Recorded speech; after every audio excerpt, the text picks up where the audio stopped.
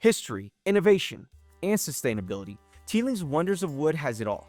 Crafted in Dublin, aged in virgin Portuguese oak, and powered by solar energy, this whiskey is as bold in flavors as it is in story. Curious about its sharp spice and rich tannins? Grab your glass and let's take a closer look. Welcome back to Watches, Whiskeys, and Wines. Today, we're going to explore something interesting. This right here is from Teeling. It's pot still virgin Portuguese oak. So this is like, I think their World of Wonder. Yeah, this is their Wonders of Wood. So I think this is going to be cool. This is actually 50% alcohol, so it's going to be pretty stout, 100 proof. I prefer 40%, maybe 43%. 50 is a little strong. It's pot still, so it is what it is. I might soften it up, it's going to make me feel better. As we go along and look at things today, we're going to explore the packaging. Then we're going to talk a little bit about the presentation in the bottle. We'll go through, open it up, put it on our nose it, put it on our palate, see how it tastes. I'm going to put some pairings to go alongside it, and then I'll give you some of my final thoughts. So sit back and relax, pour yourself a nice drink, and let's learn a bit more.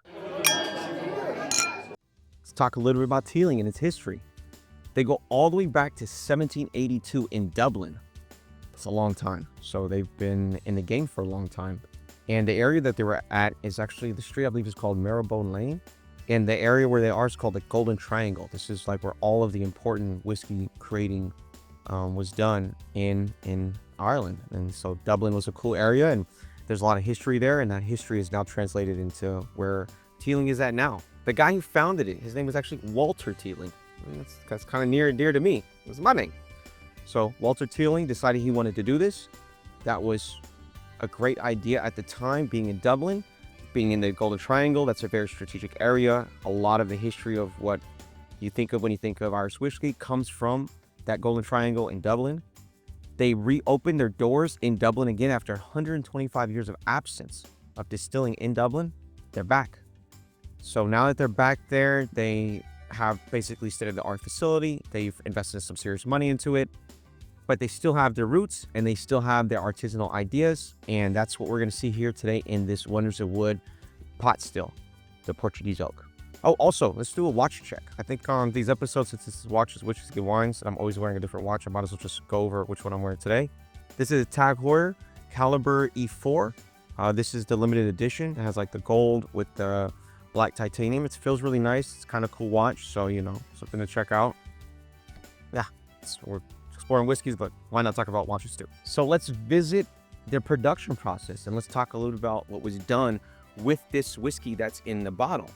What's interesting about this is normally you use like an American or a European oak, and in this case it's virgin Portuguese oak. And virgin Portuguese oak is got a tighter grain, it's less porous, so you're gonna pick up those notes of tannin. It's probably gonna make it even like a little bit more spicy, like it's probably gonna have sharp spice notes or maybe a little bit of cinnamon. It's gonna have a lot more robustness when you think about the flavor profile. And what's cool about the process that they're employing here is they have to time it perfectly, because you don't want that fresh new oak, that virgin untouched oak that has no other liquid inside the barrel before. You don't want that making too much of a tannin, because then that too much of it really adds, I would say, too much of a sharpness, and probably would add you would call it acidity. It just makes it to where the smoothness isn't there, too much of a bite. So they have to time it perfectly, and they have to be innovative about the process they're doing there. So what they do is they age it initially in bourbon barrels. After the American bourbon barrels have been used to age it properly, they then age it for another period of time. I'm thinking probably 2 years, maybe 4 inside of the bourbon barrels, and then probably 6 months to a year in the Portuguese. I don't have the exact numbers, but I'm assuming that's probably the case here.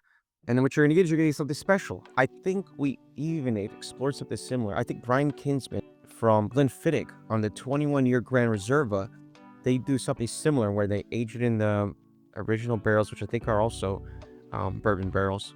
I think they're American bourbon. And then afterwards, they age it for like, I think 6 months, 3 to 6 months in Caribbean rum cask. And it gives it a really interesting flavor, something I enjoyed. That 21 Grand Reserva, check out the video. It's probably going to be in the description or somewhere in my channel. Just take a look when you get a chance. But yeah, I think that's what's happening here with this 2-barrel process, the American bourbon, and then it goes to the Portuguese oak. You're probably going to see some sharpness there, something very interesting in the flavor profile. So I look forward to it. Before we dive deep into the presentation and also tasting it, I kind of wanted to touch on something important. What's cool about the sustainability here at Teeling and what they've been doing in Dublin is they're even producing a portion of the electricity from solar panels. So I think 30% of the electricity they use, they're producing from solar panels, which that's great. I'm glad they're being sustainable. They're also replanting trees for every barrel that they're using. They're doing a native species to Ireland that they're replanting in Ireland, which is super cool, and I think it's important. And I like to touch on sustainability every once in a while because, look, man, we got to protect the environment. We got to protect these places that we're using and we're enjoying, because how are our kids going to enjoy it? How are our grandkids going to enjoy it? So those things are important to me, and I want to touch on it. I think that's cool. Thank you, Teeling. Kudos. All right, so let's get to the presentation. First, the box. I like it. I like the design on it. I think it's cool. I think it's kind of got almost like a copper look to it to everything. You know, it's got a little bit of a raisedness to it, so that's nice. It looks like a great presentation. I would give this as a gift for sure because of that. Of course, it talks about it being virgin Portuguese oak. You open it up on the inside, it has more text here. Yeah, so this is this is the second in the series of wonders of what this Portuguese oak. The bottle itself, let's see what we think of it. I mean, I love it that it's raised. This reminds me of the Glengoyne.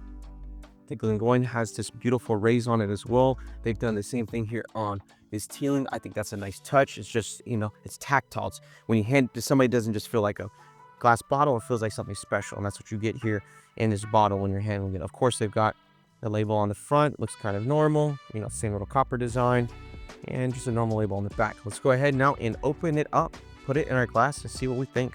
It's just a regular standard foil. It's on there pretty good, as a matter of fact, because it's got like this material protecting it. Okay, there we go. Pop that off. That's on there pretty tight as well. Let's see how it sounds. Okay, yeah, nice. Okay, so vanilla. Okay, let's see. Comes up pretty quickly. It's like a little bit of caramel.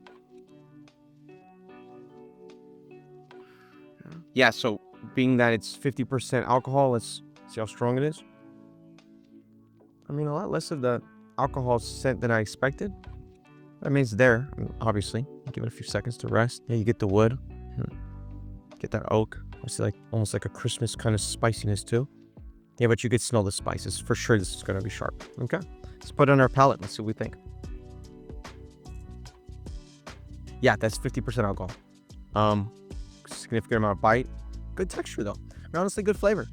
I would soften it up a little bit. You know, I'd probably leave it in the glass 10-20 minutes, let it rest, you know. But I mean, even a dash of water to soften it up. I know, ooh, that's water. Why would you add water? But it's not a bad thing here. I think it's actually a good idea with this. Let's do it one more time. I like the flavor. I think it's good. You know, do I drink things that are normally 50% alcohol? No, but I'll do it right now. All right, I got some pairings to go along with it today. Pistachios, because I did pistachios on a video in the past. I forget which one it was exactly, but I think pistachios are actually a really interesting pairing to go along with a whiskey. Didn't think of it before, and I've tried it now at least once, and I liked it. I got us a 72% Ghirardelli, and then I got us a chocolate bar from Bolivia that's got some cedron in it, which is like a type of grass that has like a sweet flavor to it. So let's try it out. I'm gonna start with the 72% Ghirardelli, and let's see what we think. This is pure chocolate. Yeah, that's okay.